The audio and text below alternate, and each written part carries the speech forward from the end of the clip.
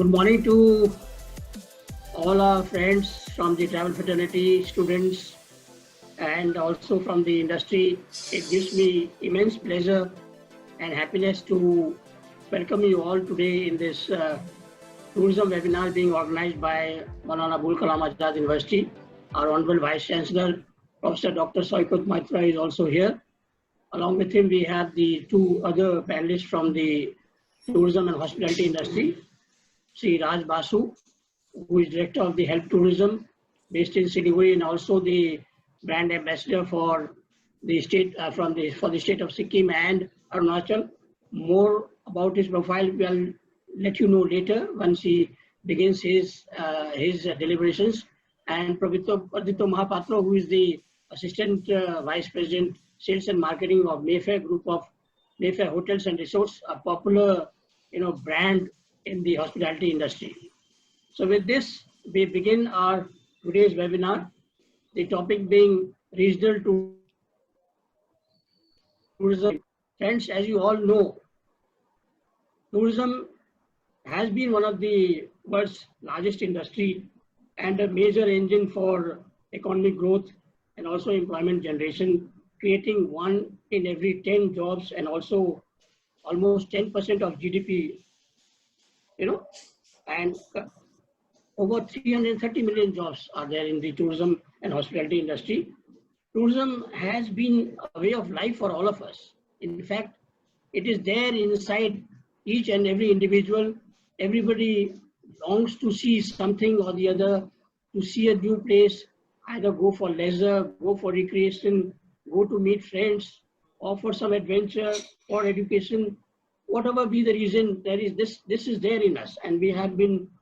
I don't think we are going to be kept locked down for long, and we will be certainly looking forward to come out from this lockdown period, open up and see the places which are changed place. India going to be a changed destination. India, as we all know, is one of the country which is endowed with very vast, rich culture and variety of it is one nation but multiple destinations. It is such a destination. So, and now with this, there has been this industry has been hit very badly, because of this pandemic, this COVID-19. It has laid us flat. Not only the tourism industry, but all the other, these other industries which is associated with travel, tourism, and hospitality. They are also in deep trouble. And for last 3-4 months, this has been the scenario. But now time has come. Even Government of India and the state governments, they found that this time that we cannot continue like this for long, and we need to open out. We have to reboot tourism. We need to open out. We need to revive. Actually, we are in this midst of COVID-19, and now it has been declared by WHO and all other bodies that we have to live with this virus. I mean, we cannot. It's going to be one of our friend or enemy, whatever you call it, but we need to live with it. Now, the fact is that if we have to live with it, we have to be careful, but we have to start. Some start has to be begin because of the economic conditions that is there. So with this, today we are having this webinar where we have our experts from the industry and our Honorable Vice Chancellor also. They will throw the light and they will tell you more how the states and the country is opening out slowly, how the airports and how the railway stations, how the railways, airlines, the hotel industry, the travel trade, service providers, they're all gearing up with the new protocol, with the new normals that has been laid down by Government of India and by the state government to receive the travelers, to receive give the travelers a new experience, totally different experience. And they want that the Government of India and the state governments, they want all the service providers to strictly follow these norms and protocol, which will in turn give self-confidence. It will build a confidence in the minds of the travelers and the visitors, so that they can come out and they can enjoy and they can see the new places and explore the avenues and explore the beauty of the country, the vast. To think which everybody says that regional tourism the domestic tourism would be the first one to begin with, because with the international alliance and the yet to think of starting, several countries have stopped giving the visas. So these are the certain issues. Once all the countries open up and they think in the terms of opening their skies and the tourists start coming in, then only the inbound travel will start. But for the moment, we need to think of the domestic tourism, the regional tourism, and here we are to discuss more on regional tourism and its revival, the route to revival. I would request our Honorable Vice Chancellor, Professor Dr. Sawyer Maitra, who is with us, and it gives me immense pleasure that he has been kind enough and is given time to join this webinar. I would request him to give his keynote address and say something to the participants, the faculty of different colleges and whoever are the participants here. I'm seeing we are having more than 100 participants, 120 so to see, as I'm seeing here, to enlighten them with the various efforts that the university is also taking, and his own efforts that he has taken to, for in this direction, and with his experience, I'm sure he'll be able to highlight and enlighten us with his few words. Please, Dr. Sawyer Maitra, please. Thank you, Mr. Shaw. Today, I'm very happy that you have taken this initiative in organizing a webinar on a topic which is very relevant in the sense that because of this pandemic scenario, many things have been affected, many sectors, many organizations, many spheres of our life. But something have been affected in a more direct manner, something in an indirect manner. And amongst this direct manner, probably the travel and tourism sector can be considered as one of the forerunner. So I'm very happy that we have this noted, renowned personalities, Mr. Raj Basu and Mr. Pradeep Mohapatra. They have kindly consented to remain present at this webinar to share their opinions and their visions and their thought process, their ideas with all our participants. I would like to say a few words from my own perspective, though I do not have enough professional, this expertise and experiences in this line, till out of this common sense and out of this ideas and knowledge from other spheres and other fields, because in today's context, everything is connected. So that's why I take the liberty of saying many things, at different, these webinars at different topics. So even 1 year before, we could not imagine that this type of scenario would be there at the international, at the entire, this globe, worldwide. And in the last 1 year only, we introduced at our university the program of travel and tourism in a big way. And we decided to explore the these different areas of tourism, this religious tourism, then spiritual tourism, health tourism, ecotourism, all sectors of tourism. We are planning to design and develop programs in this particular area to make it more differentiated, more focused. But right now, everything has been disrupted. So when the things get disrupted, so I was in the morning, I was reading some articles. This is called some sort of shakeouts. So some, this shaking things is happening, and out of this shaking, out of these vibrations, there will be emergence of new path, and there will be emergence of new process and ways for our survival. How long this COVID situation will continue, that very difficult to say. World Health Organization is saying it may continue for a longer period. We can see every people are confused. Sometimes lockdown, sometimes unlock, again imposing of lockdown. This is happening at many places of this world, at many states at our country. Today I have seen at Guwahati, they have introduced the lockdown. So we are not, and everyday number of cases, reported cases in terms of people getting affected and people getting, this expired. These reports is getting more and more high, so causing more and more, this fear, psychosis amongst all of us. This is the thing. And most importantly, all sectors, this migration of students, then organization of different events like these cricket events and all these things, which used to attract a lot of tourists. And here at we are supposed to have these IPLs and all these things, which which could be the occasion of attracting, the many tourists from different parts of the world. And out for this tourism, with this tourism industry, there is a lot of, this ecosystem is involved, survival, and, this growth of many people, many organizations, many professions is involved. What I am thinking, I was just only before joining this webinar, I was having discussion with Mr. Chopra, Mr. Pradeep Chopra, Mr. Shaw, he knows very well. I was discussing, you see, this is the time for 2-3 things. Regional tourism is very important because we will not have this scope of taking the tour for other countries, going to European tours and all like this. Only last year, this marriage of our Virat Kohli and Anushka Sharma that happened in Italy. We cannot imagine that type of celebrity marriage will happen right now. Even after our wildest dream, we cannot imagine that things. So that's why this migration to US, migration to Europe, from NRI migrations or migrations of people from there, our student migration, that will be restricted, definitely for some definite period in near future. Yeah, India also, you can see the main places of attraction of tourism, particularly this Delhi, Agra, Jaipur, this belt, that is what's affected. Maharashtra is affected. But the silver line is our hilly area, particularly Uttarakhand and these parts of Northeast, a little less affected. So the potential of taking up tourism to those places, maybe more, these unknown villages at all these hill areas, at this, this Himalayan side, that will be more and more. So maybe that type of wedding plans and all these things that can be arranged at, these Uttarakhand and all these Arunachals and these Northeast states.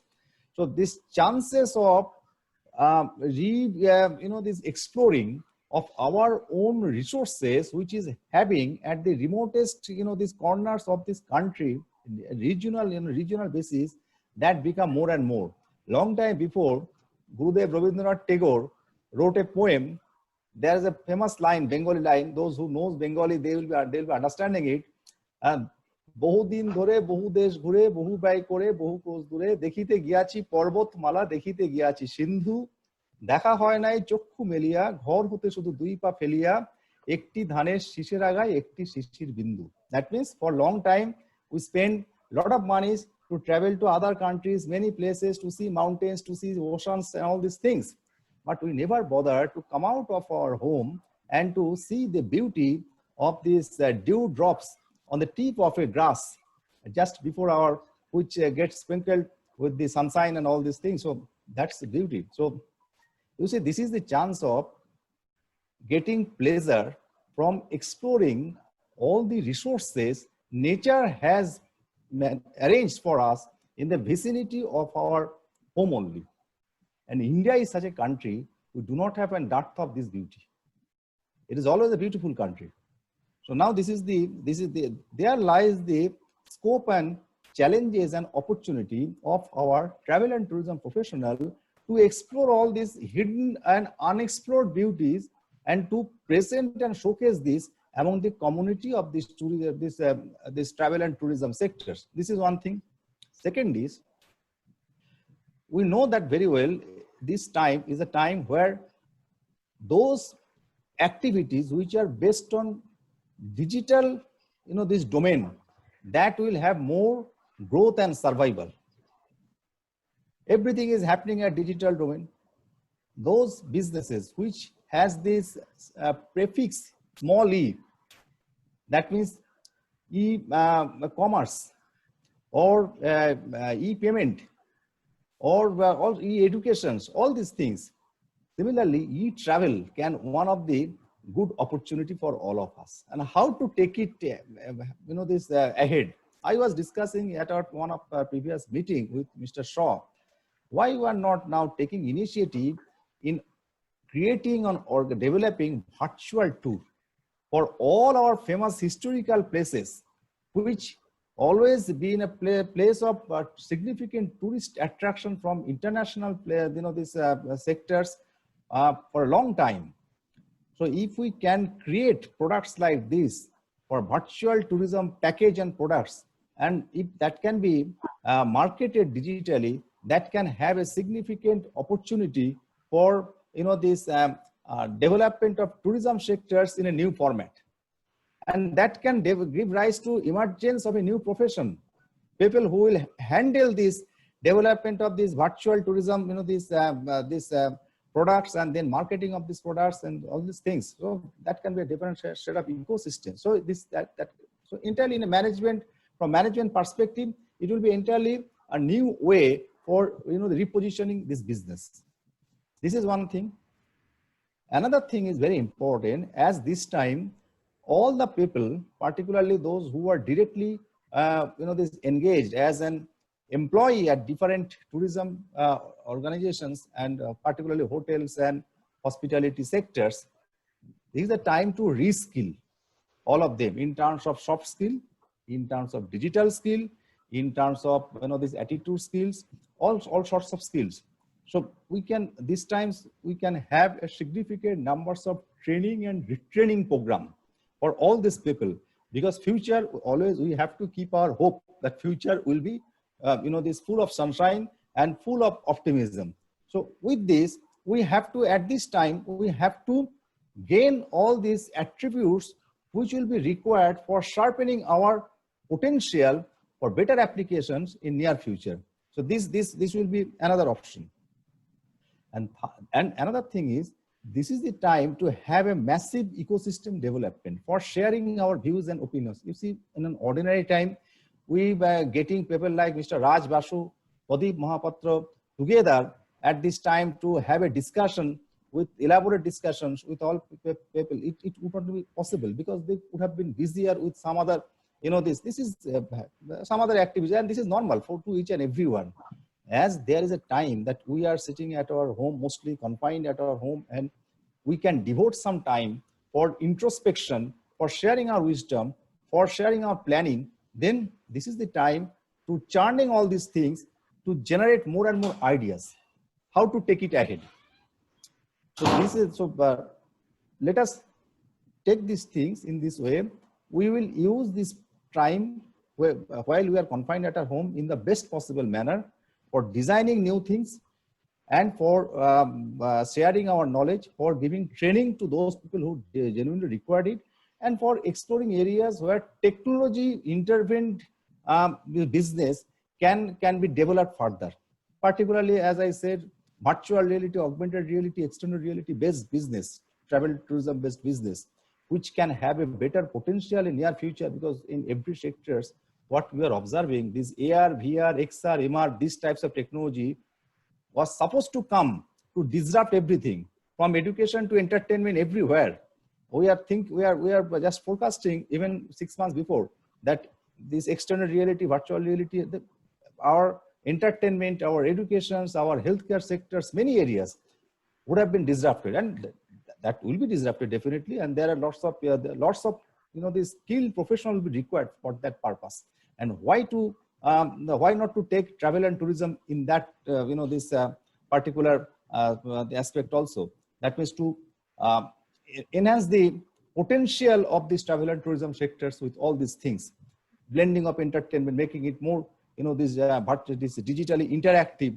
So that can give rise to new sets of professionals, and we have enough resources, enough photographs, enough videos, enough these remnants, enough these archaeological evidences, historical evidences.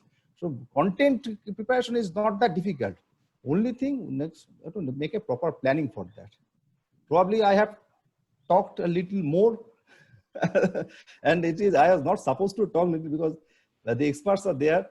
They would be telling their opinions and all this in a more elaborate manner. So I'd like to conclude. Thank you, Mr. Shaw, for organizing this. Thank you, Mr. Raj Basu and Mr. Pradeep Mahapatra, to be amongst us. And let's start this session from your side for the benefit of all our participants. Thank you. Thank you. Thank you so much, sir. Thank you for your insights and your valuable deliberations. And it was nice to hear from you that today it is the time for digital experience, and digital everything is becoming online. And your suggestion regarding this AR and VR, the virtual tourism, will certainly help not only most of the stakeholders, the people who are in the trade, to come up with this particular experience for their clients. Further, he also emphasized on these sports events, which is one of the major attractions, and it draws a lot of tourists into any country. And this IPL that you rightly mentioned, and even other, the events, the sports events, had been one of the, we can say, sports tourism. In fact, during the Asian Games and during the Commonwealth Games, a lot of infrastructure was developed in our own country, because we thought and we envisaged a lot of footfall from various countries in the form of tourists. So that is another angle. And you're telling us about this the hill states. They are still virgin, and a lot of places. They are the places which are going to open out soon to begin with, because people are thinking in coming out for tourism by driving in their own vehicles, and they would like to go to nearby places, maybe a beach destination or a forest destination, or the hill stations where the atmosphere and etc. is very nice. The weather conditions are good. So that your suggestion also was very, very apt. And once again, thank you for all your the inputs, sir, which will help all the participants and which will help the entire travel trade fraternity to take a leaf out of it, and they will be able to. And another thing that you is emphasized here about the capacity building, the skill training of because of this post-COVID, and once this opens out, the staff of all the service providers needs to be trained in a different way. The training that they had now under their hospitality, under their policies, or in travel and tourism, a little bit change is required because of this. That has to be followed. The norms, the normals, the social distancing, the contactless travel that you emphasized. So that was very nice, because it's all going to be digital. Nobody wants to touch anything. Everything has to be done, online. So that is the new way of life, and that has to be accepted by the entire travel trade fraternity. Thank you so much, sir. And now I request Sri Raj Basu, the Director of Health Tourism, and also the brand ambassador of the state of Sikkim and Arunachal Pradesh. His profile is a huge profile. So he is a very, very popular and in the travel trade fraternity. He is one gentleman who is known in the length of breadth of the country as a travel expert, and not only in India but also in our neighboring countries of Bangladesh, Bhutan. He is fluent in the Nepali language, Bhutanese language. So he is also called as the regional Gandhi. And so he had taken a lot of efforts. He was also into this. There is a place called Paharpur in Bangladesh, which is attached with the Buddhist circuit. He was instrumental in that. He has been given a lot of awards. Just to name a few, he was awarded by the Bhutanese government. He was awarded by the Bangladesh government. So number of he's got a lot of laurels. It is attached to his name. So now, without taking more time, I'm sure the participants and all of us are keen to hear his experience and share his experience with all of us and with all the participants. So, Mr. Raj Basu, the floor is yours. The webinar is yours. Please. Thank you very much, Shaw sir. Thank you very much, Vice Chancellor sir, for being with us, for giving so much of importance to this session. We are so very grateful. My fellow colleague and my co-speaker over here, Mr. Pradipta Mahapatra, a great personality who looks after one of the best known regional tourism hospitality chains, that is the BFA Group of Hotels. Thank you, all of you, and of course our technical team from MAKAUT who is there. Thank you very much. And nevertheless, the 151 participants who are here, thank you for coming together in the morning, taking out time in this Monday morning and coming over here for this small little program that has been put together. I think we would be able to do justice to all of you being here. There are several students, as I can see, from different institutes from the tourism, travel and tourism sector, expecting what would be their future in the tourism sector. That is one of the major things that they're worried about. There are a lot of very respected teachers and professors from the tourism sector that I can see over here, from the tourism and hospitality sector, who also want to know about the future. Where do we stand? Because we represent the industry over here. So I think we would be able to, and a lot of my friends from the travel and tourism industry is also over here. So it's a very, very nice combination. Maybe it is because of Mr. Shaw, who has been more than 35, 36 years with the tourism industry, more as a part of the industry than as a part of the administration, because he's worked very closely with all of us at different points of time. And we feel proud that he is now looking after this very important platform of education in tourism, because people like him have to share their long experience with the upcoming people who are upcoming interested, who would be our colleagues in the future, our partners in the future from the tourism industry. Thank you all. Namaskar to all that you all are over here. Yes, I belong to a region. I am presently at my home in Siliguri. I am speaking from home. And as our Vice Chancellor sir has just said, because a lot of things would be digital, and for the last 4 months, I know so because across the world, we have been talking about travel tourism, hospitality, ecotourism, responsible tourism, in different parts of the world, all online, which we would actually have to travel maybe 7 months, 8 months of the year, traveling across the different parts of the length and breadth of the country and abroad.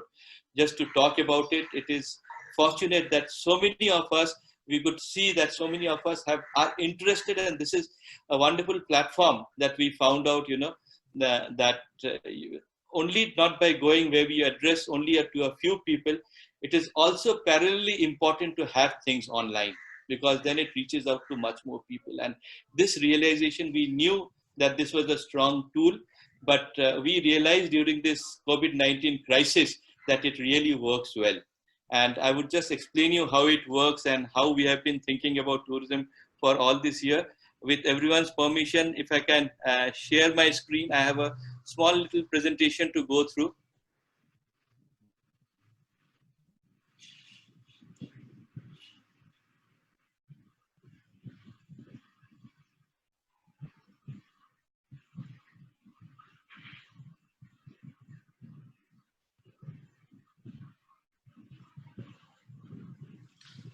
Yes, I'll be talking about the region. When we talk about regional tourism, in particular to North Bengal, north of West Bengal, that is North Bengal and Sikkim. There are 4 districts in Sikkim, east, west, north, south, and the 4 major tourism districts in North Bengal, that is Darjeeling, Kalimpong, which has just become a district actually. Then we have Jalpaiguri, Alipurduar. So these are the 4 major districts, Himalayan districts actually. We call it the Bengal Himalaya, is a terminology that has been used for many, many years. So together, this region, though we know that Sikkim is from the northeastern part of India, when you look at the map, you will see that, it is described as per the constitution as one of the 8 states of northeastern, whereas the Bengal Himalayan portion is a part of West Bengal, which is in the eastern region. So with Government of India, with Mr. Shaw over here, we have been discussing this for a very long time, that Sikkim is looked after by the Guwahati office, the Northeast Regional Office, and North Bengal, that is the Bengal Himalayan portion, is being looked after by the Eastern Region Office of Government of India, that is in Kolkata. So 2 different offices looking after one single region, because North Bengal and Sikkim we always see as a single circuit when it comes to tourism. When you further go to the international books like Lonely Planet or Rough Guides or these books, you will find that the entire Northeast India that has been described by these books as the entire eastern northeastern region, which includes Orissa, Bihar, West Bengal, and the rest of the northeastern states, and including Andaman. So that is how most of the international guidebooks, they look at India when they describe the tourism portion. Now, which I believe through my work, working with more than 3 generations of people, of travelers, of guests that has been traveling with us, and also working across the northeastern region, across other countries. Also, I feel, travel is not an option; it is a basic necessity. Because when we talk about basic necessity, we only talk about food, clothing, and shelter. Food, clothing, and shelter is something what has always been with us, has been always been a priority. Like all other species within the animal kingdom, food is something what is needed, and gradually with time, the clothing and the shelter, we have looked into our own ways, and which we have been initially getting from the nature, backyard biodiversity, and slowly with the so-called modern civilization, we went on to other ways of food, clothing, and shelter. But at the same time, if you look at human beings are the only ones who have a mind, who have a evolutionary mind. Because when we go to the river, first we think of swimming it across, walking it across, then swimming it across. Then we feel that we should have a bridge, we should be built over that, or cross it over by a boat. So in the same way, travel is something what is the food for the mind, and which, without food for the mind, human beings cannot live. And that is the only reason that travel has been there with us since the beginning of human beings. We have seen that from cavemen, how they went out, how they became herders, how they became cultivators, and then pilgrimage came into our society, and travel stayed on.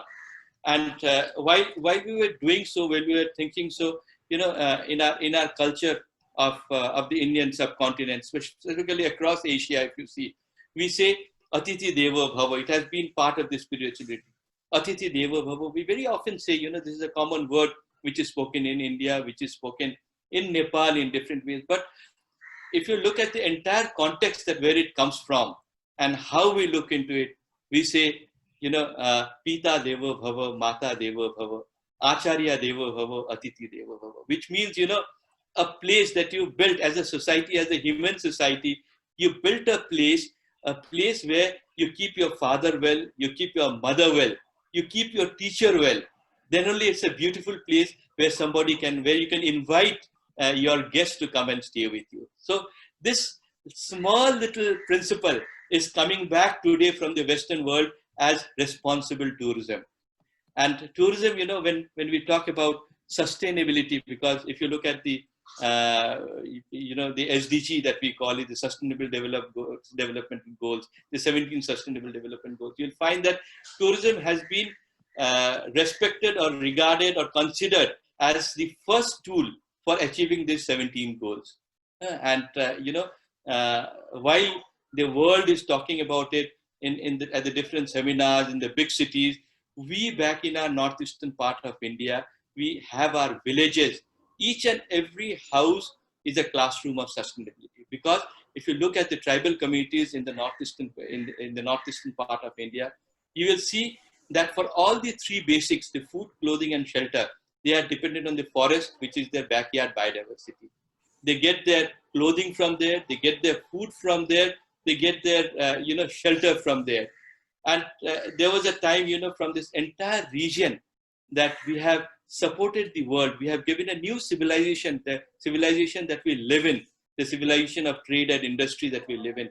We have provided this trade and industry through our skills of weaving of everything, weaving of almost, say, bamboo, weaving of cane, weaving of clothes, weaving of everything. That we made our house by weaving, we made our roofs with weaving, we made our clothes, we made bags, and that allowed, and terracotta, of course, out of mud that we created terracotta. So these were 2 basic things which made the excess produce that you had within the society to be traveling or to go from one place to the other.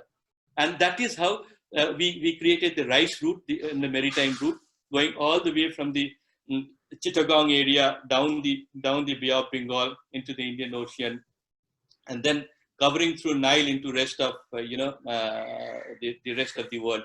In the same way, we had the Silk route, that is the mountain route, going all the way from Lhasa and then going into the rest of the world. So the nearest point between these 2, the nearest aerial, if you see aerially or the land connectivity, between the maritime route and the Silk Route is through this area that we live in, this Bengal Himalaya and the Sikkim Himalayan area. So this is a wonderful area which has always been into highlight for years and years that we know how. And people have been traveling into this area. We have seen how travel have impacted in this area and created a golden era for the entire world as such. And the modern travel that we see for this region of Bengal Himalaya and Sikkim is mainly the attraction came with the Britishers when they came over here. They explored this area, they came into this area, and it began with the mighty Kanchenjunga, which is the guardian deity of the region. You will find different spellings of Kanchenjunga.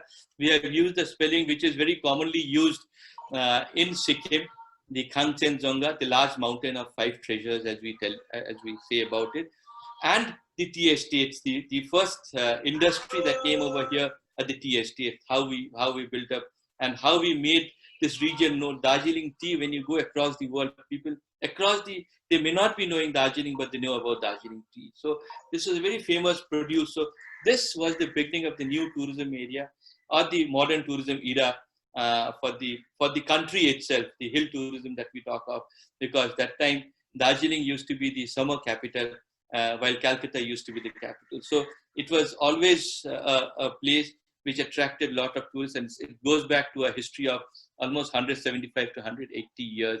While we had different travelers from across the world who wanted to explore this new place known as Himalaya by staying in this region of Bengal Himalaya and the Sikkim Himalaya.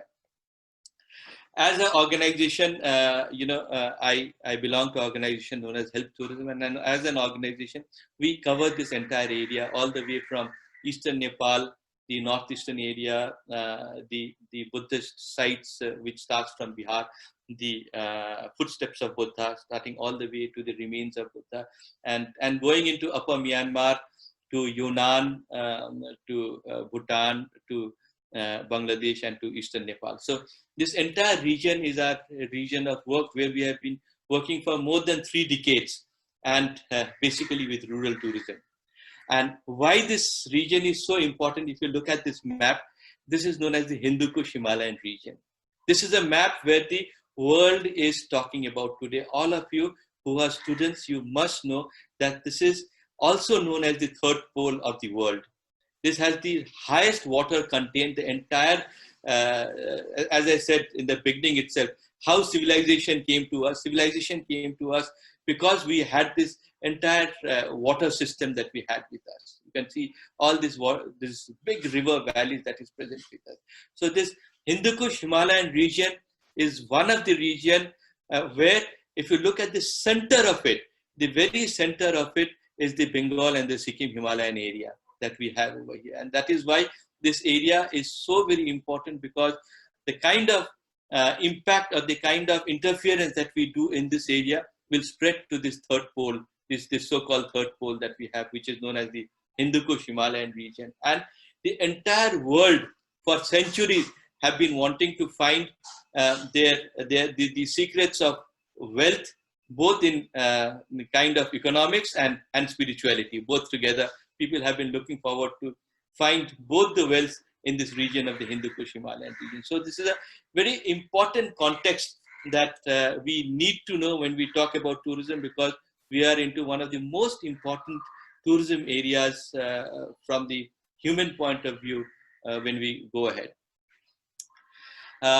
As an organization, for the last 3 decades, what we have been practicing is communities, conservation, and commitment. We have been working with rural communities. We have been looking, because so much of our country, when you talk about all the visionaries of our country, starting all the way from Mahatma Gandhi, who said, India lives in our villages, going up to Rabindranath Tagore, Gurudev, who actually set up how we could go ahead with the rural development by institutionalizing it. So there are this different kind of context that our people, that our own leaders, our philosophers have thought that, rural development would be the only way of development for our country. And we chose, tourism to be used as a tool to do that. We found that tourism was an extremely important tool where empowerment of the people, where engagement of our people, meaningful engagement of our people, where enlightenment of our people can be brought through rural tourism. And for last 3 decades,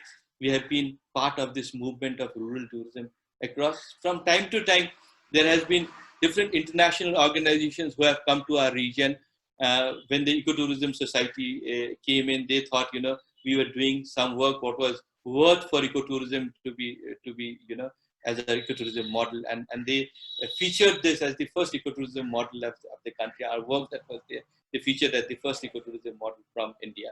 At the same time, when responsible tourism came in, then they thought that the kind of work that we were doing was the most responsible way of doing tourism. How we engaged communities, how we empowered communities through ownership was something people thought that this was the most responsible model. So we basically are rural tourism activists, and from time to time the different contexts that came in, because we believe that tourism can bring empowerment of the local people, ownership to the local people at the rural level, and we can fulfill our dreams of sustainable development through our villages for this country. So with this goal for the last 3 decades when we have been working, there was a widespread, more than 2.5 lakh stakeholders across the landscape that I talked about. There has been more than around 1,200 homestays only in this small area of Bengal Himalaya. If you consider this entire region, we have to accredit more than 10,000 homestays that we have developed through all these years of experience and community-based models that we have helped to develop. Our major concern was conservation of nature, because we were blessed with the nature in this region, and we thought that to stay parallel with the so-called modern development, I think the people of the villages should be empowered to conserve their nature in the way they did it traditionally. And that is where we started getting our success, and we could use tourism for this purpose, and that is how we could show this model. So from protecting the nature, to be empowered to protect the nature by the people themselves, to protecting their traditions and heritage that they had. So that is how step by step we went ahead, and we got models of real rural tourism, which was helping in sustainable development of the region, which they could do independently without the help of any government. That communities could could take up these kind of work on their own. So and then after so many years of work, and when we were expecting that that the model would start flowering and we would get the fruits for these many years of work, we had tourism, and the tourism was the first to close down. In this long years of this career that I have had as an activist of rural tourism, this all long work that I have gone through, all these people who have been part of tourism, all of a sudden, one fine morning, we realized that everything is closed down and it wouldn't work. But but that shouldn't stop us for working, because there has been so much of acceleration of work for so many years. So we thought, we should keep moving, and we started looking for ways. We started looking at how we can do that, because there were so many families, so many people who were involved with this. And about a year back, we had started working, from bird watching villages to nature villages to adventure villages to different, special interest villages. But the last 1 year, we had been working on something what is known as healing villages. And in the concept of healing villages comes from the tradition of the people which was there, because whenever you go to a mighty landscape, be it by the seaside or be it by the mountains, you will find that the landscape, the nature itself, cures you from inside, heals you from inside, takes you to a complete different world where you feel so pleased within yourself. The reason being, human beings have always been part of nature. So it is encrypted in our gene. So whenever we go to nature, we feel that we are getting healed up mentally, physically, in all sorts of ways. So taking in the traditions of the villages, we started the healing villages about a year back. And this started responding. When the things started closing down, the different youths from the different regions, they came together who were involved into healing. And these healings involved, the traditional healing through soil and the healing through sound, the different senses that we have, the 6 senses that we have, how you connect those six senses, was the major criteria of healing. And that was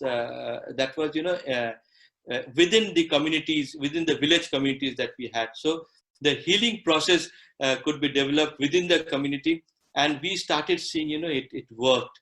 It really, people who came and spent their time in these healing villages with the people, with the tradition, with the village activities that were there, it started working. So for the last 1 year, we were working on that, bringing villagers from different areas. We created this first model village, that is Chuikhim, which was the first healing village. It's a cluster of 3 villages, Chuikhim, Yalbong, and Sherwani, which we brought together. And there we created the first classroom for healing, because other villages who wanted to introduce that, we could bring them there.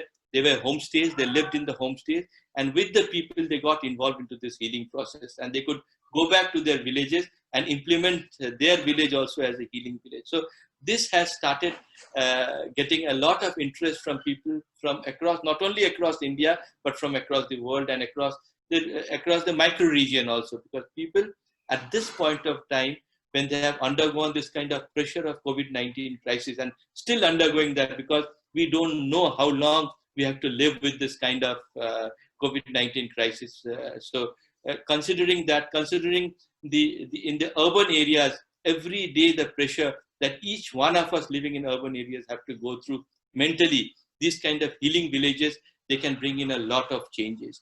And all the big hotels of the region have started connecting us, because now they want to bring in guests into their hotels, where they want to connect to these villages. They want, their guests should go to these villages which are nearby to their own properties, and spend the whole day there into the healing process, and come back to the hotel again by the evening. So that, it itself gives a kind of treatment mentally to the people, because if mentally people are healthy, then physically they would also remain healthy. So that is where, the healing villages started getting interest across the country. People from Maharashtra, from Kerala, from Rajasthan, from other places of the country, they have been connecting us. They have been asking us how we are doing it, how we are going through it. And we have been telling them that they should send a few of their village leaders into our villages to get trained and to go back. So we have already started a course on healing villages, how to create healing villages. So that is running, and a lot of people are taking interest into it, and people from our own region are taking this course also. We every year, what we did is we organized some of the other rural festivals, starting from the World Tourism Day Festival, which was dedicated to rice, because working with rural tourism, we thought, instead of going into the mainstream travel and tourism fairs that are there, the travel and tourism marts which are there, we started organizing our own rural tourism festival. So we have the Himalayan Orange Tourism Festival that comes up in Kolkata every alternate year. We have the Gitanjali Mango Festival that comes up every alternate year in Siliguri. And then we have the World Tourism Day Festival. We have the other festivals in the different parts of the country, where we take our villagers with all the village produce, all the village things that they have, along with tourism, homestays, they are there into this festival. So this year, on the 12th, 13th and 14th of June, we were due to have the Gitanjali Mango Festival, and we couldn't have it. Then we thought that if everything can be brought online and done virtually, why not this festival? So we tried to do this virtually, and there was a huge response. More than 50,000 people attended this festival, the different events of this festival, including mango growers, including importers, fruit importers from the different countries. All of them were part of it. There were cultural programs, there were school programs, there were different kind of involvement, and more than 50,000 people, they attended this festival.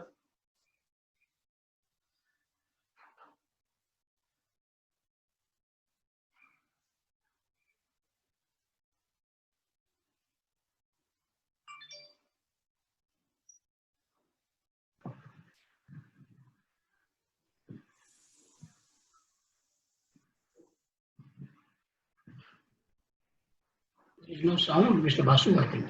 Yes. Can you hear? You cannot? I cannot hear. I do not know. The others can hear. Mr. Mahabhadra, can you hear the sound? Yes, I still have to go a little bit, Mr. Shah. Just 5 minutes more, probably. Is it okay? When the person was speaking, he was saying something, but we could not hear. You know that. Okay, no problem. I've just gone to the next slide actually.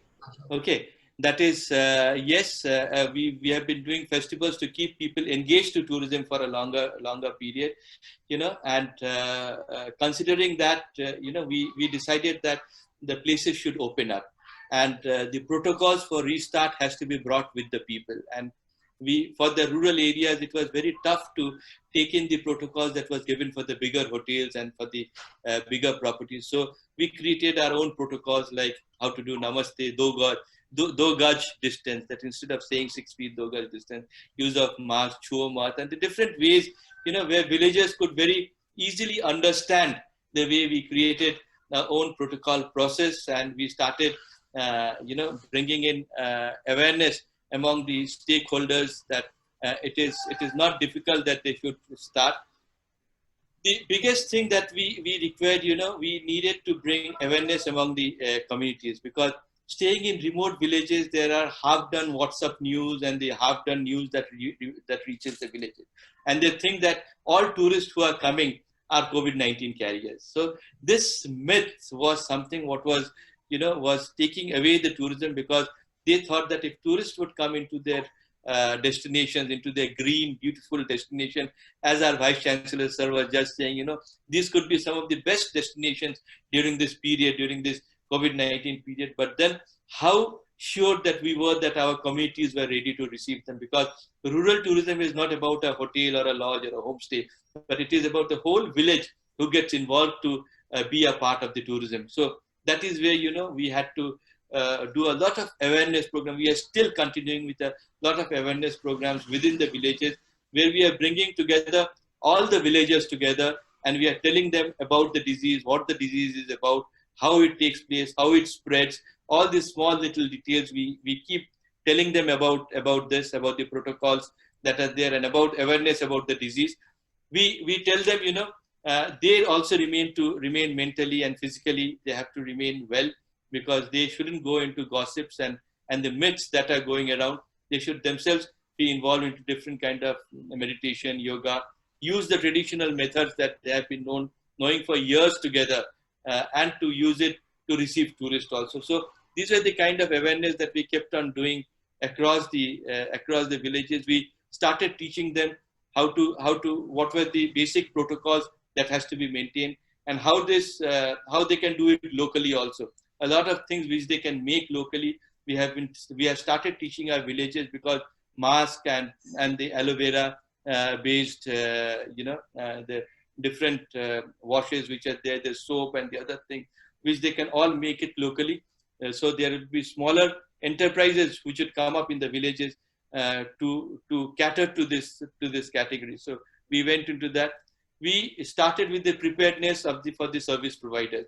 We started telling them how to get their rooms ready, how to get their linens ready, their toilets ready, how their kitchen and food and everything could be got ready as per the new norms, as per the neo normal that we talk about in tourism. So that is what we started discussing, and we started training the preparedness of the service provider. So these were two parallel things. At one side, we were bringing awareness among the rural communities, so that they receive the guest in their villages wherever they see in the neo-normal position.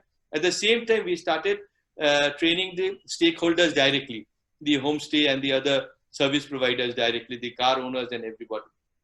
And parallelly, all the tourists who would come, we started doing awareness amongst them also. People started calling up. People are calling us for the last 1.5 months, because they are frustrated in their houses. They want to travel.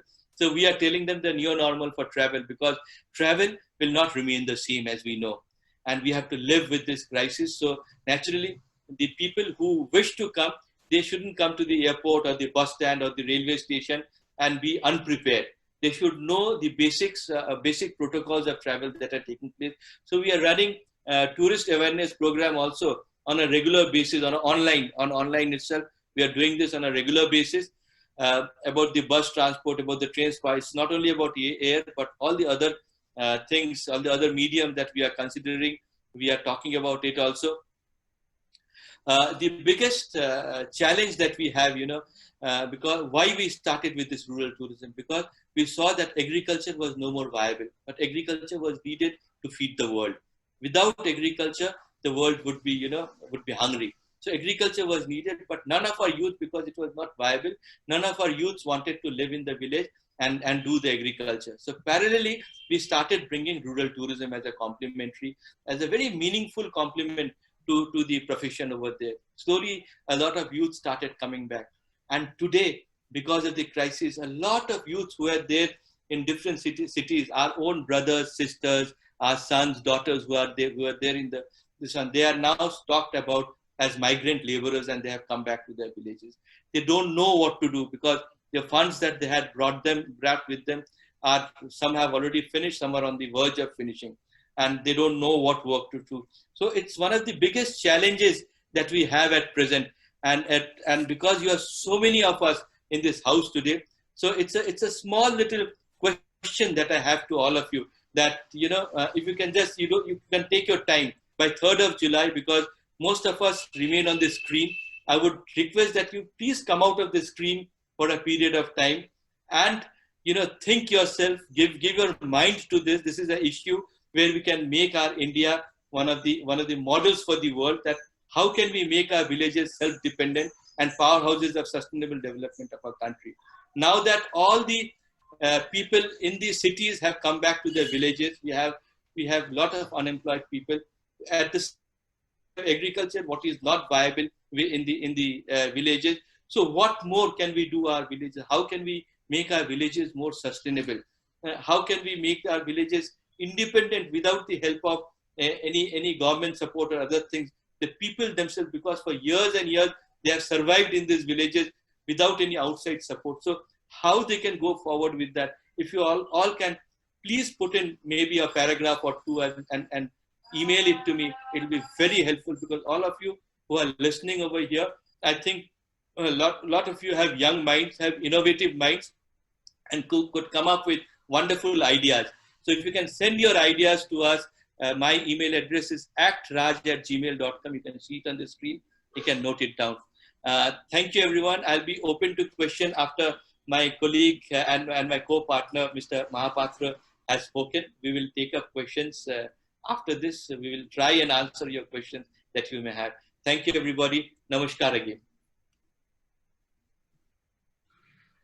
Thank you, Mr. Raj Basu.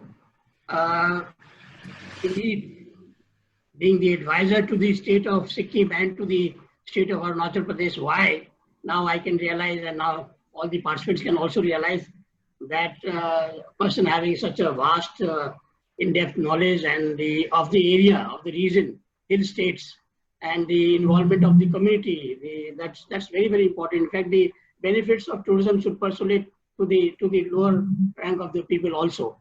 So your involvement in this sort of activity in conservation of tourism, and in particular rural tourism, is really something extraordinary.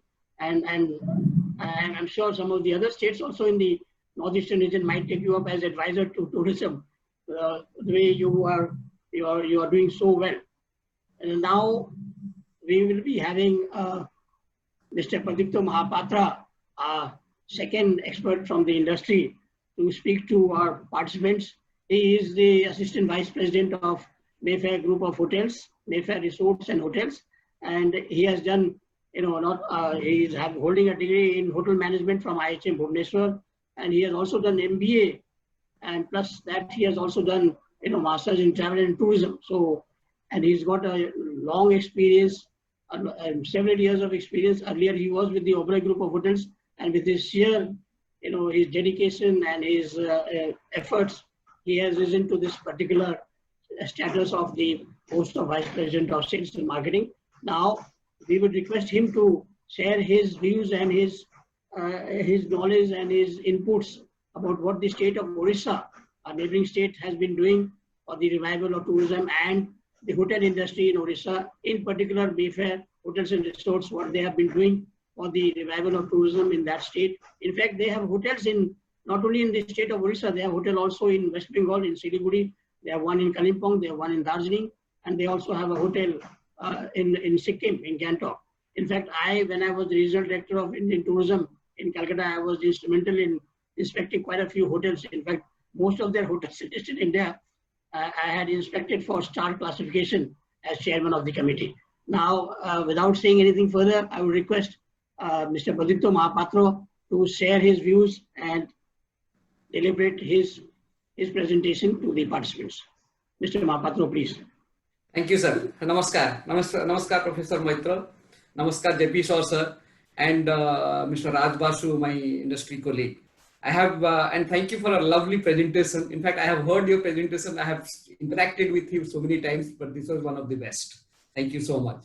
And my the compliment to JP Shaw, sir, for organizing this kind of webinar, wherein all the entire fraternity and particularly the children's, I mean the students, are getting benefited out of it.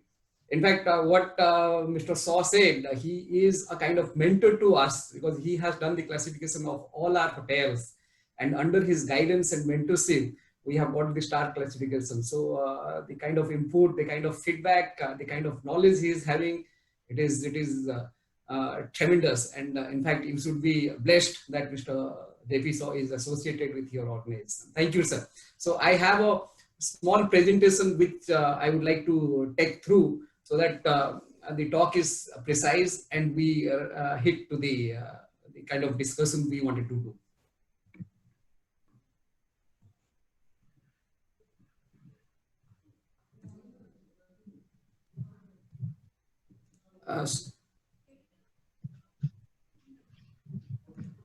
So is this visible? Yes. Sir, is it visible? Yes, sir. Yes, Yeah. yes, it is visible. Okay, so I would like to tell that the tourism and travel industry is the first one to get hit by this pandemic, and the last one for getting I mean overcome by this big pandemic. So these are the points which we would like to discuss. The impact which has caused for the entire hotel and travel and tourism industry, and what are the survival strategy and what are the revival strategy, and what are the industry new normal practices that we have been following right now in order to revive the entire thing. So as I said, this is the first one to get hit and last one to get recover.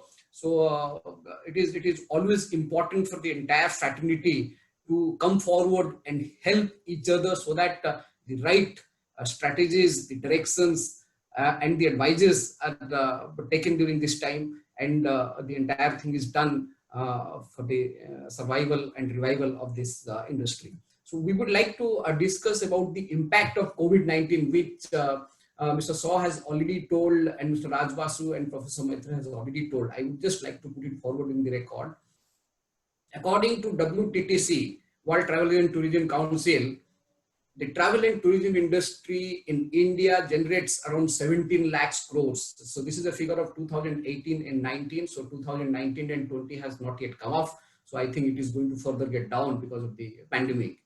And this is 10% of our total GDP. So it is a big industry, and the entire the economy of the country depends on this travel and tourism industry. So 10% of the total GDP is a big one.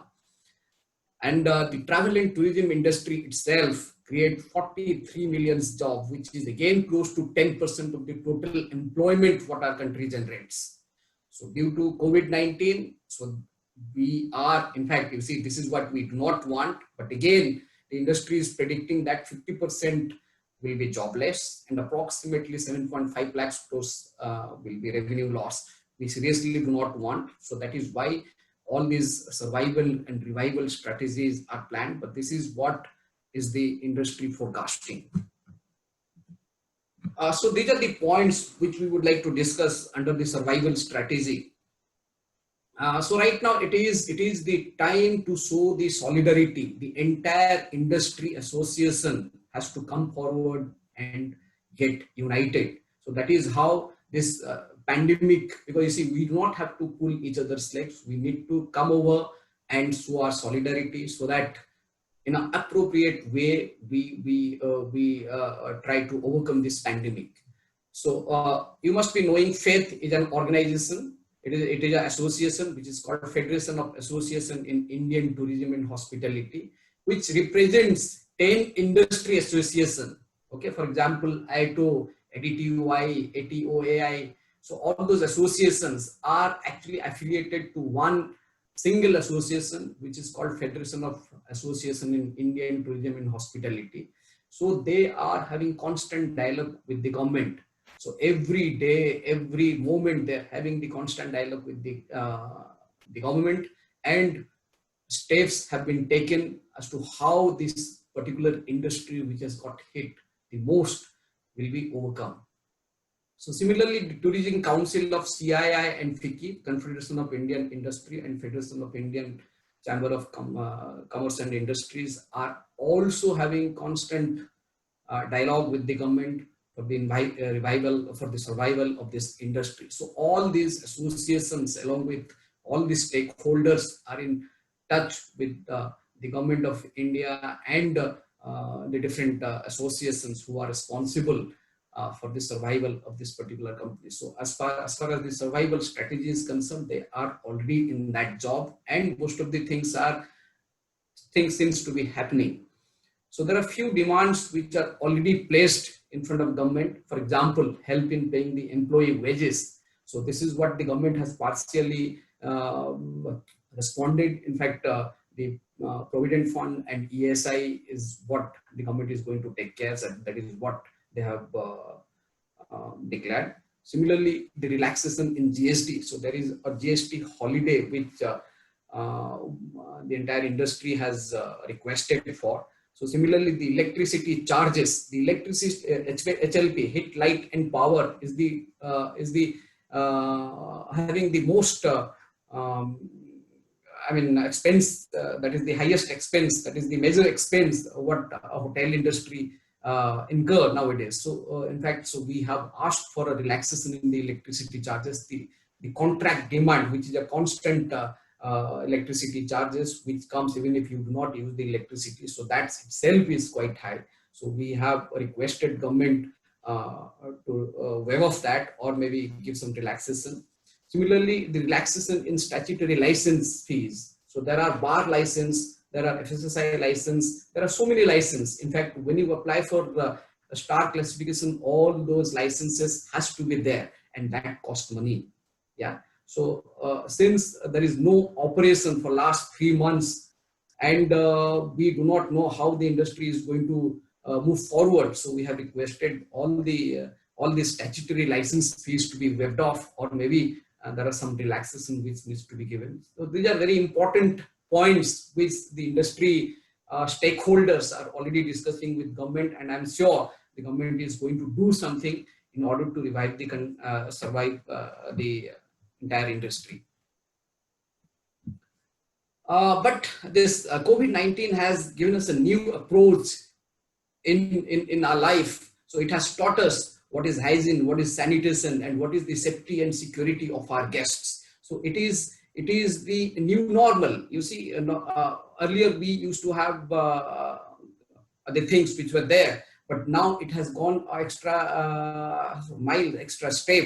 And these are the things we need to look at each and every part of our hotels, or maybe the tourism destinations, or maybe the travel fraternity while taking care of their transport, or maybe in trains, or maybe in the buses, or maybe in the flights. So all these factors has to be taken care of in a different way altogether, so that this particular pandemic has to be we can fight this particular pandemic.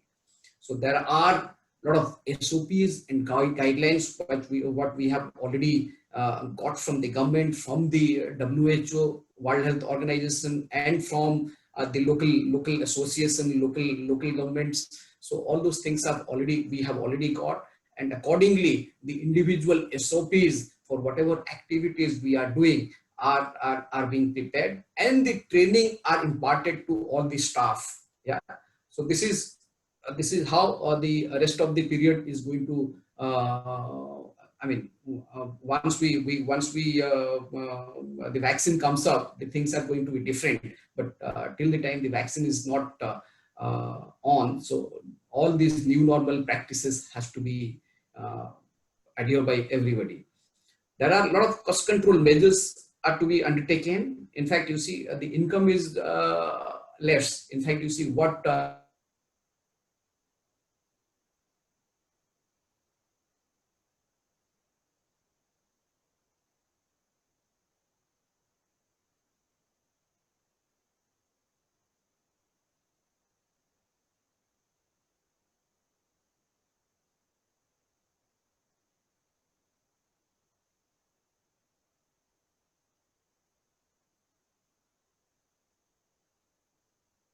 similarly, the kitchen and washing area entry must be prohibited for the guest. Always keep a safe distance of 6 feet or 2 meters. Wash your hands frequently with the soap, sanitizers provided. So each and every guest points have been provided with the sanitizers. So you need to disinfect on a regular basis.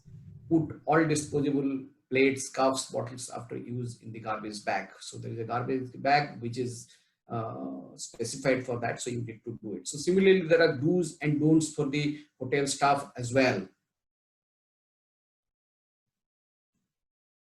Hotel staff should follow restricted movement.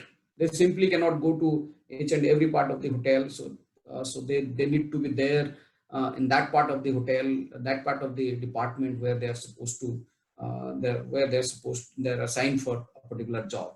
Hotel staffs are advised to maintain again 2 meter or 6 feet distance. Hotel staff should be sanitized, wash their hands regularly.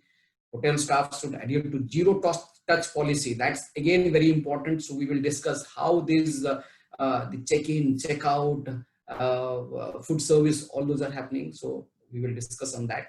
Hotel staff should wear mask at all the time. So these are a few points which are applicable for the guest and the staff.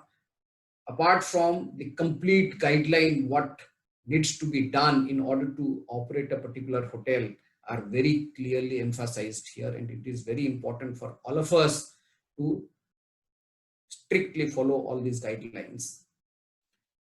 In fact, this is the moment you do this, then you win the trust and confidence of the guest, and at least some movement will take place.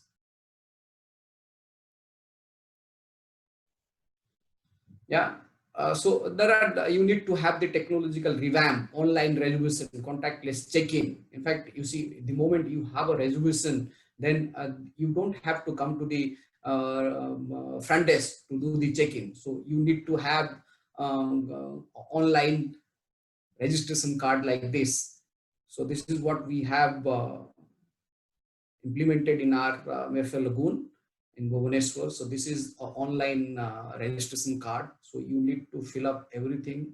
So before you check in, before you arrive at the hotel, so you should have filled it up so that directly you can go to the room. Yeah, and there are cost control measures also needs to be undertaken, as I said earlier. So the staff and everybody has to be taught as to how this heat, light and power, stationaries, offline marketing, staff salary and wages, all those cost control measures has to be taken at each and every step. So now we will talk about some tourism facts and figure.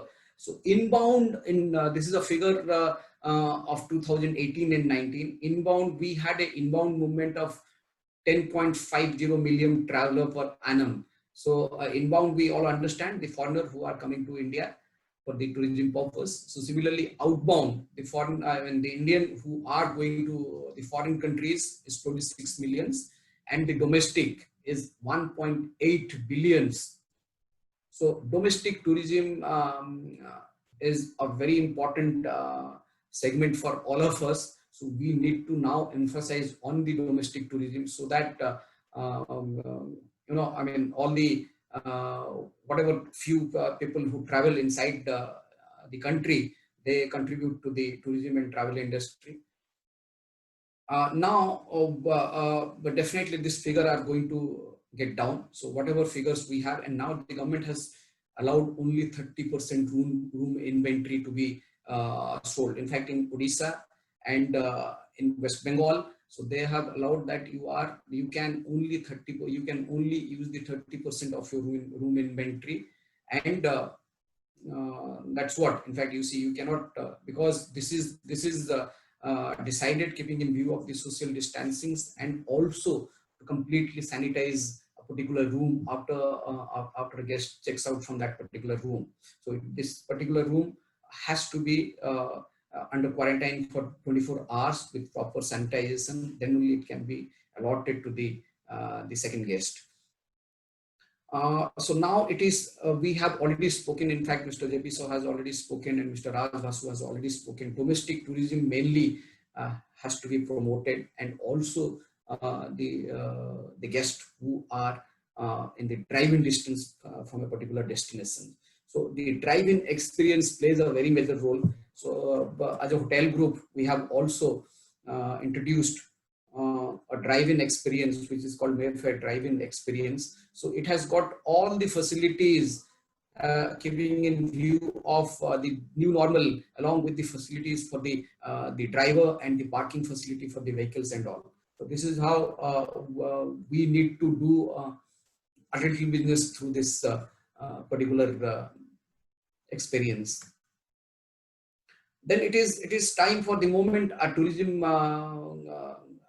the tourism destination opens. It is time for the state tourism department to aggressively conduct the roads at major Indian cities, so that the domestic tourism, as I said, is 1.85 billion already. Now this outbound 26 million, they are definitely not going to travel to the foreign countries, so it is definitely going to get increased. So now this all state tourism boards has to conduct the road shows at major Indian cities, so that little domestic tourism can flourish, and the tourism in India can revive back. Then the relaunching of Incredible India campaign, highlighting domestic tourism, field production, destination wedding. This is what destination wedding and sports, what Professor Moitra was telling. So we need to promote it in a big way, and the Government of India Incredible India campaign has to be highlighted, keeping in view of these programs. And there are some subsidies or packages which needs to be given in order to promote this. So we will come to the industry new normal. So these are the new normal practices which the industry is going to follow till the time it get normalized, till the time the vaccine is out. So these are the 6 points which I have noted here. The hotel industry is following. I think it is applicable for the travel and tourism industry as well. So we need to have the Arogya Setu app, and the mask, how to wear the mask, how to wear the gloves, and what is the social distancing norm, how to sanitize your hand, how to wash your hands. So all those points are there, and this has been put in the standard operating procedure, and each and every staff in the hotel are practicing it. And as far as our hotel is concerned, our hotel group is concerned, I have a small video which I would like to show it to you, so that you have a fair idea how the hotel, a particular hotel, is now operating.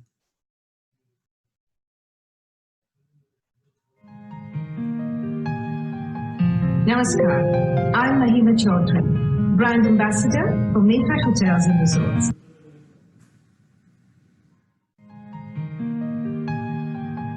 Namaskar, I'm Mahima Chaudhary, Brand Ambassador for MAKAUT Hotels and Resorts, and I welcome you back to our resorts span India as we reopen with a greater commitment in providing you a very safe and healthy environment.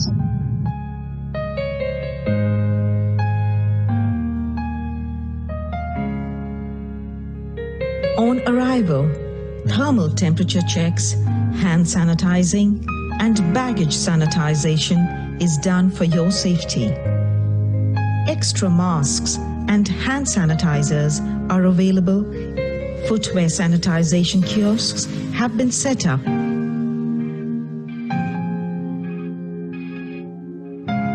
markings ensure physical distancing. Sanitized pens are offered during the check-in process for paperwork. Visual messages have been put up at convenient points to encourage hygiene etiquettes and social distancing all across the resorts. For your safety, we have dedicated staff continuously sanitizing all high-touch points, including elevator buttons, countertops, and railings. Enhanced protocols have been introduced to thoroughly clean all surfaces in the guest rooms with recommended and approved sanitizing agents for extra safety cover.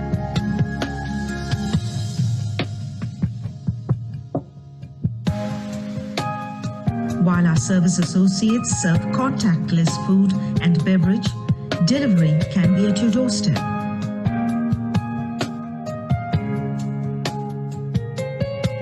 In the food and beverage department, seating has been realigned in our restaurants for safe physical distancing. Furniture is completely wiped down and sanitized after every use. Fruits and vegetables are stored in germ-free conditions and are thoroughly disinfected before use. Utmost care is taken in the fruit preparation area, where our chefs work in protective gears while maintaining physical distancing. At every step of food supply chain, advanced protocols for better hygiene standards are in place. Reduced capacities of banquet spaces will ensure additional safety for you, and we take meticulous care in safe distance seating arrangements. Our staff and employees too undergo rigorous prevention and sanitization routine. Body temperatures are checked when they arrive on duty. We at Mayfair are happy that our construction and design continues to be a blessing. It is completely suited considering the current scenario, where the need of the hour is social distancing, good ventilation, lots of fresh air, and plenty of sunlight. In complete harmony with nature, all Mayfair resorts are low-rise structures spread out in open green spaces. We are all ready to welcome you back. India will soon get over this crisis, and India will show the way to the world. Thank you very much. So now our slogan is "Stay with us, stay with nature." So now we have added "Stay safe." So that is how the Mayfair is operating right now, having 12 boutique properties with new normal procedures. So thank you very much. I have a very little presentation, but again, very pertinent to the industry. So I hope it was beneficial for everyone. Thank you. Thank you. Thank you so much, Mr. Mahapatro. It was small, but very, very, very much essential and the need of the hour.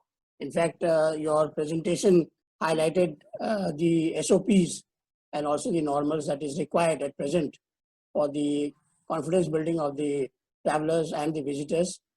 So that the SOPs that is being followed by the hospitality industry, whether it's a restaurant, whether it's a hotel, the way the guest is received right from the beginning till his stay in the hotel, everything was highlighted. The staff SOPs also was highlighted. So our participants will certainly get a good idea about how things are now and how we are gearing ourselves, how the industry is preparing for this revival and for giving the confidence among the travelers. In fact, as our Honorable Vice Chancellor was saying about the regional tourism, Ministry of Tourism has been organizing regular webinars called Dekho Apna Desh, in which there are domestic destinations which are being highlighted. So because now that is what is the need, because the beginning has to be, it's like charity begins at home. So we have to start with, as our Honorable Vice Chancellor also talked about Mr. Tagore's few lines. So we have to see. पहले अपना देश को देखा जाए, उसके बाद बाहर तो अभी देर है. Going abroad or people coming from abroad will take time. So we have a huge population in our own country. If our own people start moving from one place to another, I'm sure we will reap the dividends from our own domestic travelers. We have a few set of questions also for the participants, and MAKAUT has also planned to give out certificates for the participants who are there today. Before we have the questions, if you have, can we go for the questions, our panelists, please? Yes, we can. I'm seeing there are some questions here, but mostly from the same gentleman, Mr. Aviraj Subba, where here we can take one. What is the further of Darjeeling tourism after the COVID-19? So I think Mr. Raj Basu might be able to throw some light on this. What is the further of Darjeeling tourism after COVID-19? Yes, Avirajji, I have to tell you over here that, our destinations, can you hear? I hope Avirajji can hear me. That is, that our destinations are divided into big cities, small towns, and villages. And big cities, because we have municipal corporations who have set up and the opening has begun. In the same way, for Darjeeling, I think the preparedness, the local government, which is their GTA, has taken up a step for preparedness, and they will be, they have already started engaging their health department and the other departments to go to the different destinations and train up the local stakeholders of what you just saw. Mr. Mahapatra has said, the training of the staff and the training of the stakeholders over there, the training of the drivers, and all the tourism stakeholders would take place. At the same time, the local government, that is GTA, has also thinking on the lines of having community meetings at the different destinations where the other stakeholders like the market committee people and the different leaders of the different communities would also be consulted in this, and gradually, like the rest of the Northeast, the process of opening will be gradual for the entire East Himalayan belt. I think, Mr. Aviraj, I could tell you I could give you the insight. I can see number of more questions from him. There is one anonymous attendee saying that how we reboot our travel and tourism sector of West Bengal. Yes. Yes, Mr. Rajbasu, please. Yes, over here,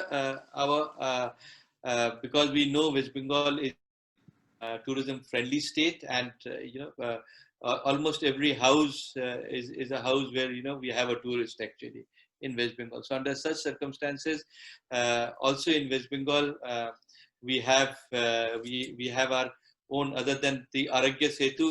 I have seen that West Bengal has also implemented their own app, Sandhane. In Sandhane, the tourists can actually register themselves in Sandhane and give their details. There's a form over there, and give their details and travel from one place to another. Only thing that we have to remember that initially travel would be restricted from one green zone to another green zone. People who are in containment area will be restricted to travel, or people with some kind of symptoms will be restricted to travel, but rest are allowed to travel from one green zone to other green zone. And to tell everyone that let us not be impatient, let this process of opening carry on, because this is a process. This just cannot happen that you open the gate and then people start running through the gate, the entry or exit gate. It is a gradual way of opening, the slow and gradual way of opening, because mindset of the tourists have also changed, and they are looking forward to slow travel, slow food. We have already opened up two major destinations, that is Alipurduar district and Darjeeling district in West Bengal, which is known as the Duars area. And in Duars area, we have started having small families, but now all the tourists who are coming to this area are staying at least for 4 to 5 nights at one place. So we can understand that the tendency for slow travel has already started, and this is to be in practice for the rest of the time to come. I think this is already, the thing has begun. Digha, and also places like Mandarmani, Sundarbans, they have also started opening gradually in West Bengal. So travel within the West Bengal have also started. We have also seen that people all the way from Bihar, which is adjoining to to West Bengal, they have also started coming to different destinations of north of West Bengal, that is the Duars area, with their own vehicle, with their own car. They have started coming. So we have checkpoints, we have police points at the different areas where the temperature and other things of the incoming guests are being checked. It is being reported, and also it is mandatory that the different apps which are there, the Arogya Setu app and the Sandhane app in case of West Bengal, to be filled up by the travelers who are interested. Thank you. There is one more question here. What is your opinion about high value, low impact on tourism? So Rajbasu, would you like to? See, yes, because this is something what when we talk about Bhutan, this was something what was taken up by Bhutan in 1972, and they have got results for that, high value, low impact tourism. That is the way for the way for responsible tourism. But to your information, high value doesn't mean high value in terms of money. Only economy only, because high value is in terms of the local culture, how you keep the high value of the culture, how you keep the high value of the experience that you are providing, high value of the destination that you are giving. Because most of the time when we talk about high value, we think it is more money and highly valuable, because tourism is something, as I told in the beginning, that tourism is something what is for everyone, and it is something what every person, every human being has to undertake. So it is not optional, it is a necessity for human beings. So hence, according to your pocket, you can choose your destination, you can choose your area, but at the same time, I would say that over here by high value, it means high value of the experience of tourism is also a big thing that is being considered over here. So I think this is the way to go forward, and with the COVID-19 situation, this will be the way that even the tourists will be looking forward to. Thank you. One of the participants is saying, how long will it take for international tourism to normalize? This is, I think, Mr. Mahapatra should take this Yes, question. Mr. Mahapatra, how long will it take for international tourism to normalize? Sir, in fact, in my presentation, I highlighted that the domestic tourism is itself 1.85 billion. Okay, and there are very good spender as far as the HNI is, and there are a whole lot of the entire entire industry can spend, the domestic tourism can spend. So it is for all of us to emphasize on the domestic tourism than look for the foreign tourist. The international traveling is definitely not going to take place in near future.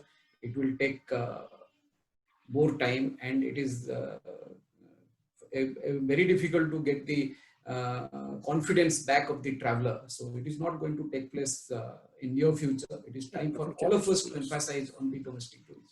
Yes, yes. I agree. I agree very much with Mr. Mahapatra. To add a sentence to it, in fact, it differs from countries to countries. Only a couple of countries like New Zealand, etc., have opened their frontiers, but there are many other countries, both in Europe and other continents, which are yet to take a decision on opening their frontiers, their country for tourism, even issuing visas, and even the international airlines are not operating now. So that's still in the pipeline. Maybe we do not know the exact time frame for that.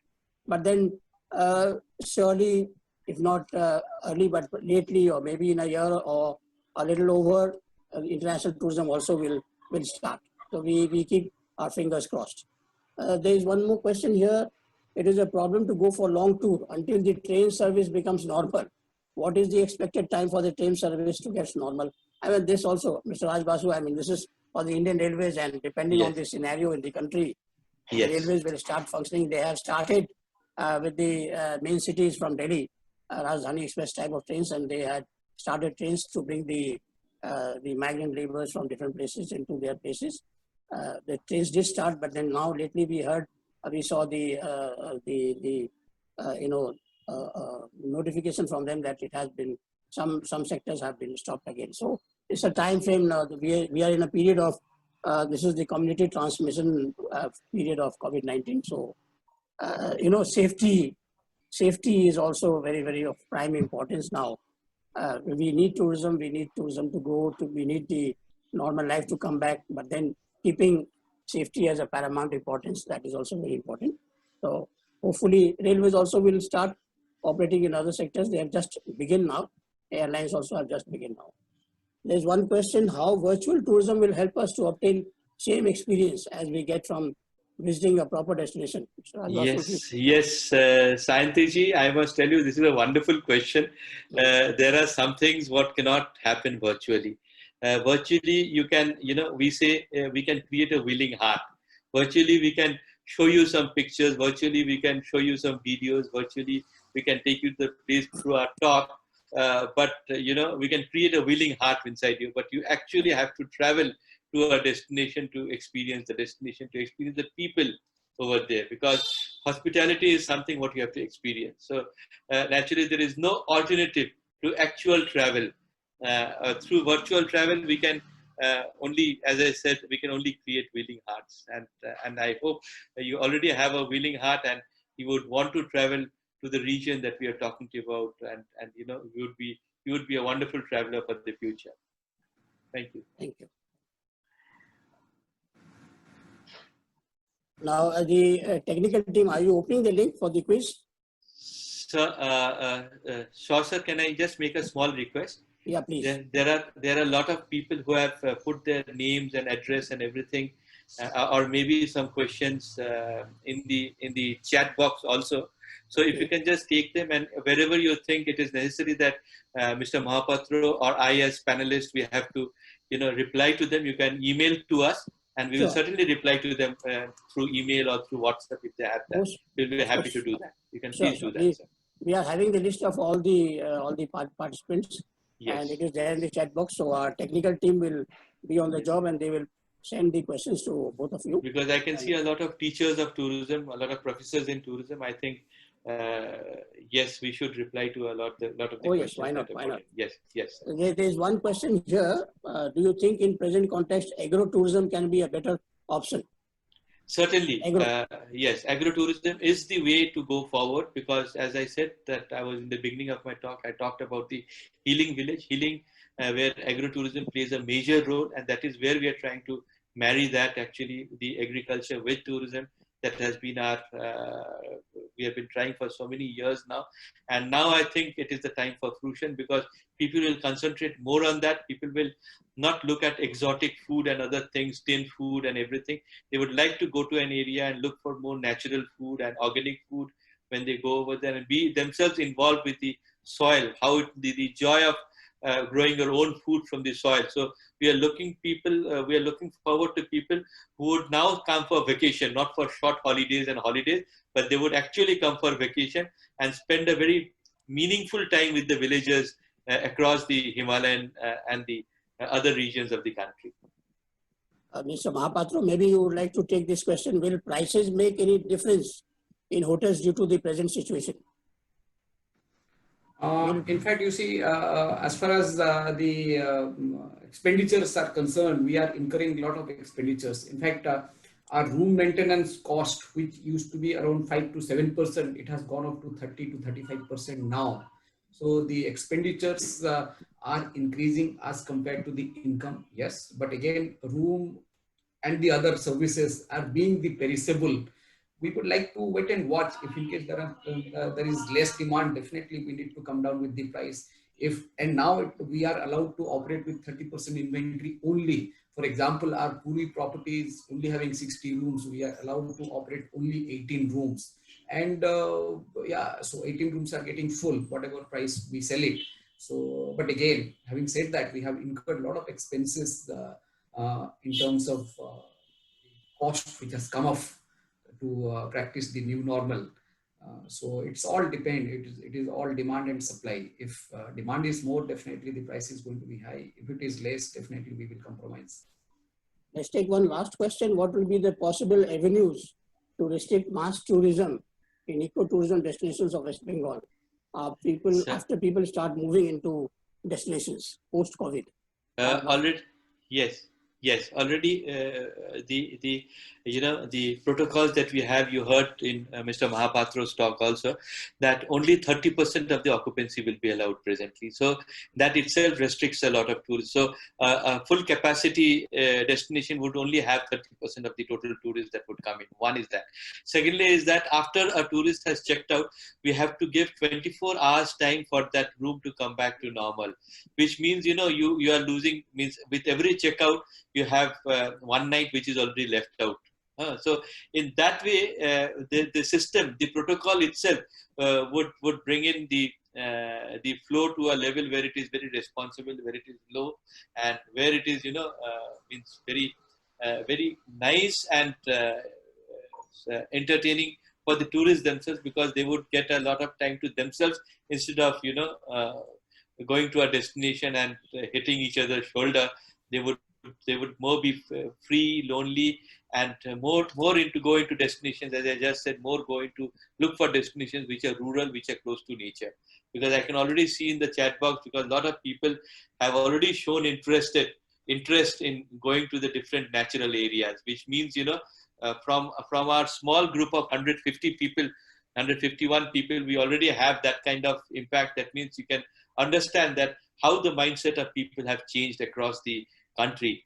And as we saw from the statistics, there are 11 million people who were coming into our country, and there were almost 26 million people who are going out of the country. So this 26 million becomes an asset now also for the country, who would stay back in the country and travel within the country. So it's an opportunity for India to look at the next step of development through rural tourism. So I think this should be taken up as a priority by policy makers also for the different states and the country together as a national level. So that's very good answers. Now one something I'm seeing that somebody's written that the students community is very perplexed about their future.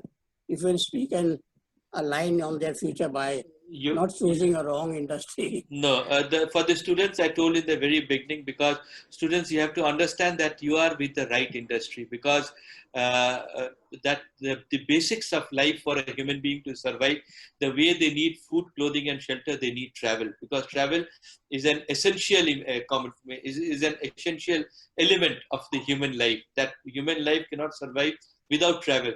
Only that the way of travel, the role in travel will change. And I'm very sure the way things are going forward, the way the entire the travel academicians are working on, would also start working on this neo-normal travel of COVID-19. So please do not be disheartened. Please do not be perplexed with what would be your future. You have your future. Maybe the roles that you are dreaming about. Maybe someone wanted to be a chef, someone wanted to be a manager, someone wanted to be a tour guide, someone wanted to be something else. But you'll know that the role will change, but the travel will always remain. So you have to fit yourself and train yourself, as our Vice Chancellor Sir just said, that there would be additional soft skills that would be added to the entire thing. So along with the course that you are undergoing, there will be a lot of additional skills that your institutions will teach you at this moment, to develop this additional skills to survive as per the present time, because travel is there to stay and travel will remain. Thank you.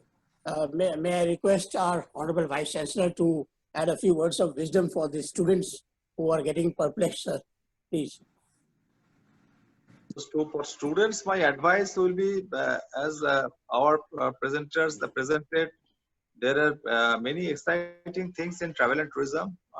Like all different sectors, it has been affected by this pandemic scenario, but you need not to get frustrated or dejected out of this, because this is everywhere.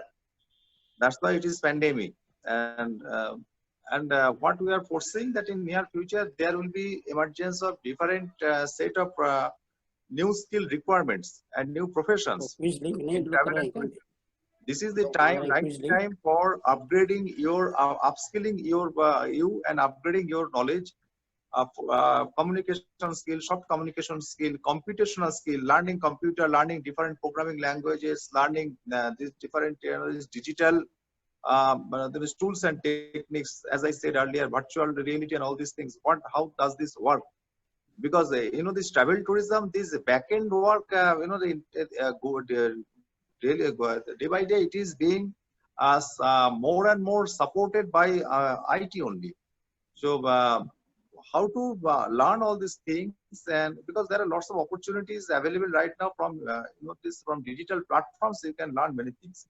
So try to engage these times, engage yourself in this time for productive learning.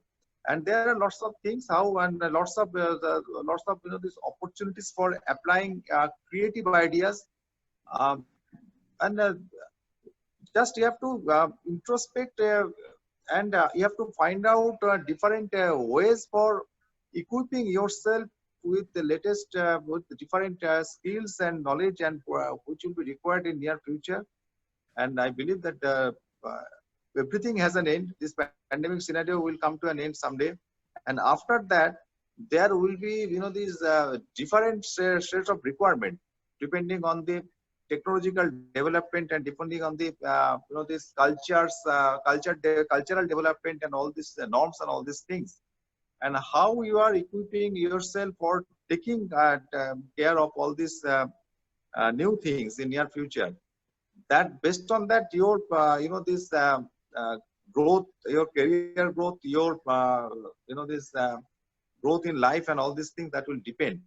And my advice to all of you is just empower yourself with the right set of knowledge, skill, understanding from different sources, from digital media, attending webinars like this, from taking up different programs, short-term programs on digital platforms, and the future always will be this waiting for you with some new opportunities. That is my advice.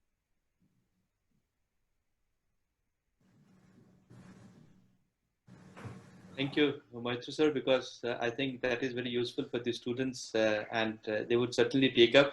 I have also given them a question to break their minds. In fact, in my presentation, I have requested them, let's see how many of them respond and how many of them have been sincerely listening to what we have tried to convey to them.